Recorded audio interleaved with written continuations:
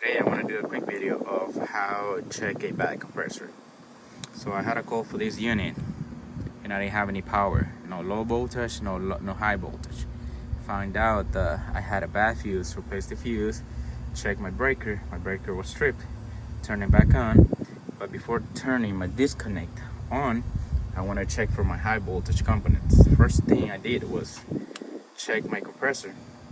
So first thing you gotta do is obviously unplug your compressor. This is a 3-phase compressor. Second, have your meter ready. So first method would be continuity. I'll touch my lead. So that's telling me there's contact, right?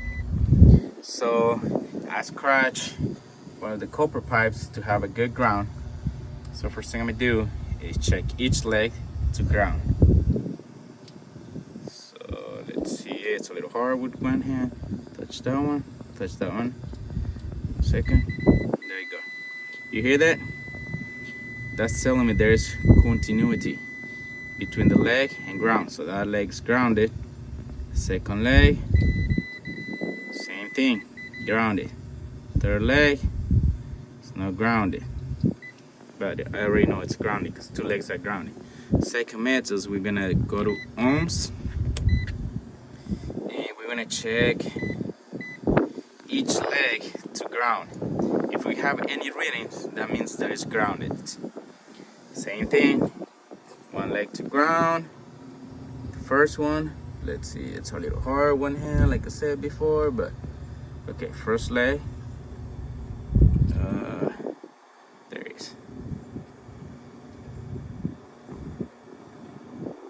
See, that's readings. Second leg.